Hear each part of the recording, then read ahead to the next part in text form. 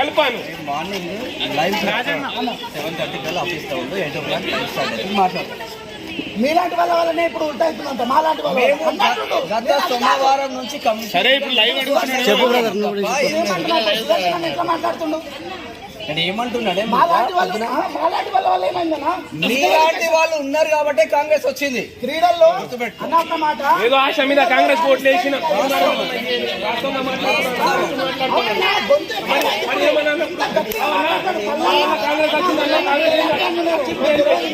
మల్లన్న నాకు చాలా ఇష్టం, మీకు ఎవరు తెలియదు. మల్లన్న సుదర్శన్ అన్న కూడా లేకున్నాడు. నేను మల్లన్న ఫ్యాన్ అయినప్పుడు మల్లన్నతో మాట్లాడే అవకాశం వచ్చినప్పుడు ఆ మల్లన్నతో కాల్ చేసినప్పుడు సుదర్శన్ అన్న అందులో ఎదురే లేకున్నాడు. ఎంత గట్టిగా మాట్లాడుతున్నాడు, ఎందుకు మాట్లాడతలేడు? ఒక ఆట్ కాల్లో ఎమ్మెల్యేకు సీఎం చేస్తలేడు, వీడు ఫోన్ ఎత్తలేడు. వీడు దొంగ సీఎం అని చెప్పి మాట్లాడినటువంటి అంత పెద్ద గొంతు ఇప్పుడు సీఎం పక్కనే ఉన్నటువంటి ఈ గొంతు కరెక్ట్. మరి నువ్వు చెప్పాను నన్ను ఏం కాదు ఏం కాదు మాట్లాడుతున్నటువంటి ఆ గొంతు ఇప్పుడు ఎక్కడ పోయింది? అధికారం రాగానే మారిపోతుందా? అధికారం అంటే వాళ్ళని దింపడానికి ఆయన చేస్తే కృషి మీకు అందరికీ తెలిసిందే.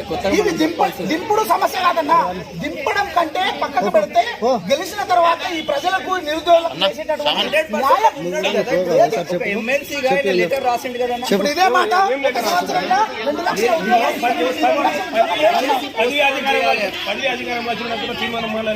ఇప్పుడు పోస్ట్పోన్ చేయాలి.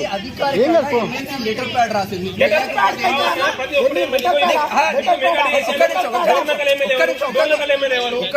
నిన్న లైవ్ చేసావు బ్రదర్. ఒక్క నిమిషం నేను ఏమంటున్నా,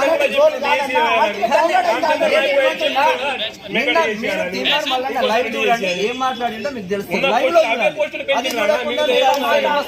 చెప్పు గట్టిగా బ్రదర్ మల్లన్న లైవ్ లో ఏం మాట్లాడిందో ఒకసారి ఎస్టర్డే మీకు అర్థమవుతుంది. మీరు ఒకటే ఇప్పుడు మేము మల్లన్న ఏమనట్లేదన్నా, రామచంద్ర నాయక్ కూడా ఇచ్చిండు.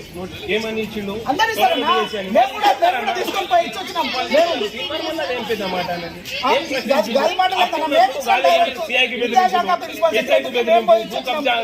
మల్లారెడ్డికి బెదిరింపు, రేవంత్ రెడ్డికి నోటు ఓటు కేసులు దొరికిన దొంగ ఈ రోజు ఎందుకు అమ్ముడిపోయారు? ఇప్పుడు మాట్లాడుతున్నా బ్రదర్. అమ్ముడు ఎట్లా పోతారు? ఎట్లా మాట్లాడుతున్నా? అమ్ముడు ఎట్లా పోతాడు? అవునా? మరి ఇప్పుడు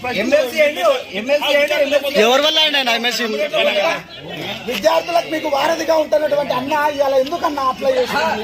ఛానల్ దేనికోసం వచ్చిందా? మీకోసం వచ్చిందా? ప్రభుత్వానికి అండగా ఉండడానికి వచ్చిందా? మల్లన్న లేడనే బాధ అన్నా మాకు. మేము మల్లన్నను చూసి నిన్న లైవ్ చూడు బ్రదర్. మీరు చూడకుండా మాట్లాడితే ఏం చేస్తాం? నిన్న లైవ్ చూడు. నిన్న లైవ్ చూడు. దిశ పేపర్ వచ్చినప్పుడు మల్లన్న ఏం మాట్లాడిండో, ప్రభుత్వంలో ఉండి ఏం మాట్లాడిండో చూడు. అప్పుడు అర్థమవుతుంది మీకు. ప్రభుత్వ వీపే కదా రామచంద్ర నాయక్ కూడా. రామచంద్ర నాయక్ కూడా ప్రభుత్వ వీపే, అది కూడా మాట్లాడిండు కదా మేఘ చేయాలని.